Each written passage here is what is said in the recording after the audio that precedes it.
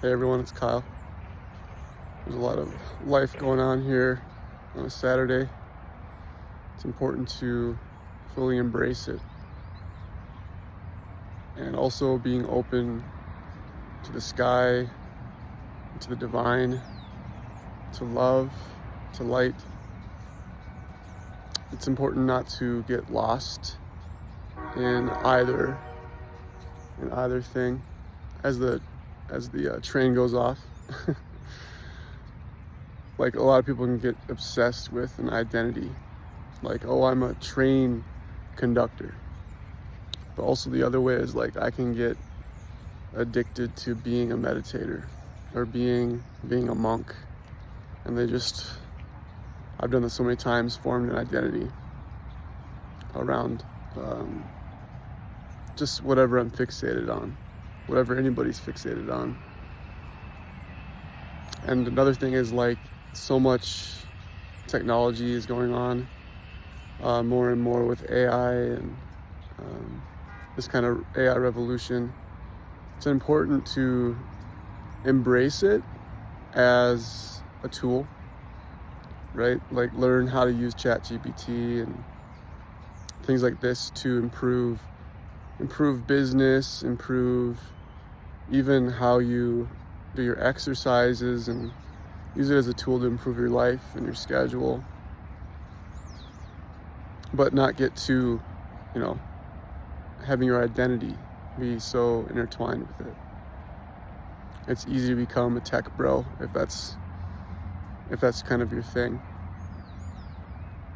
But there's so much usage in these modern day technologies that even for spirituality, you can really improve your meditations, your yoga practice, your and your psychological development, especially because you can use ChatGPT to customize it in a nice way, where you can let it know, like, what is your shadow, like, what are you working on in your individual shadow, in your own childhood traumas, right? Everybody is so unique, even though there ultimately is this oneness, right?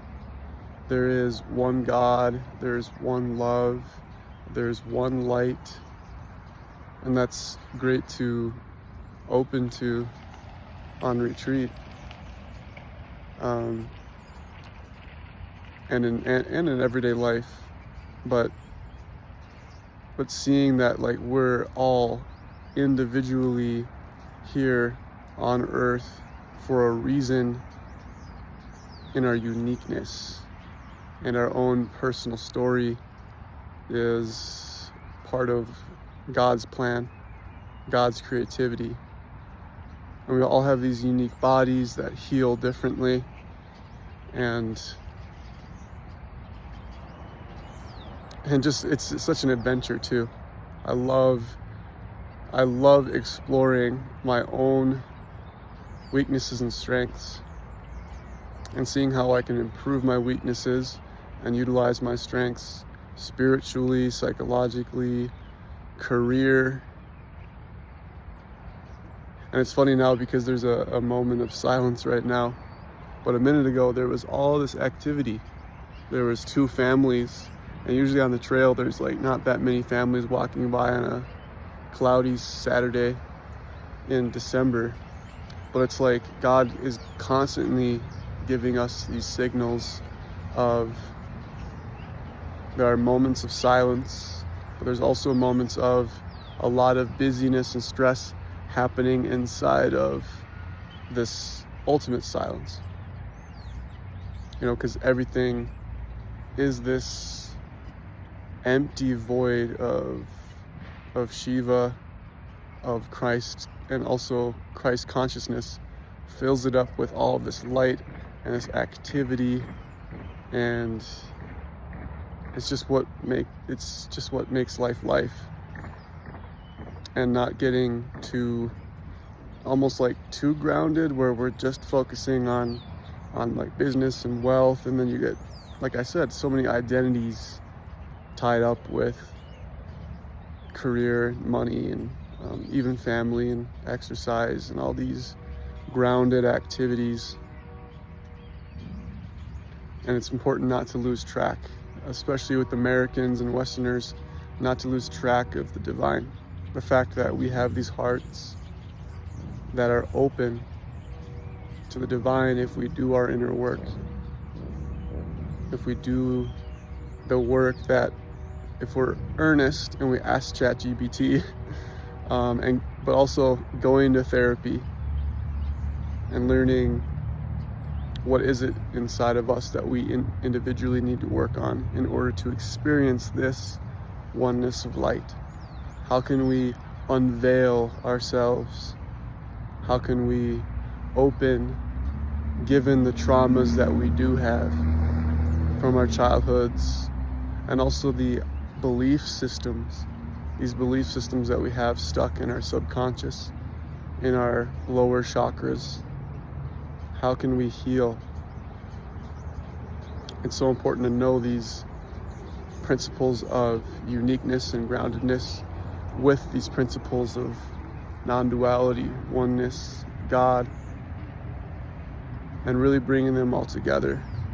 100% of both, 100% of God, 100% of the human, and seeing this beauty of this convergence of the human and of the divine, and really opening to both simultaneously.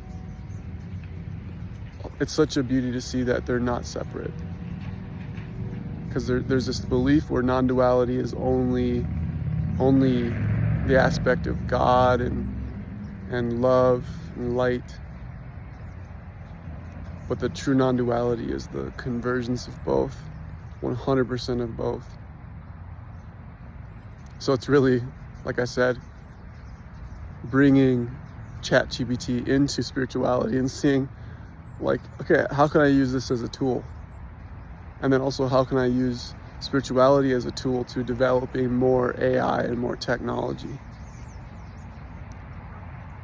So, hope you guys enjoyed this really informal chat. I do a meditation every Monday on Zoom, and that's a 50-minute, and we guided meditation. We dive really deeply, so please join if you're interested in learning more about your spirituality and your psychology. Again, my name is Kyle. You can like and subscribe here. Otherwise, I will be having a website coming out where you can sign up for one-on-ones with me, having sessions and going deep into your own uniqueness, and also experiencing this beauty all around us, the divine. I'll see ya. Bye-bye.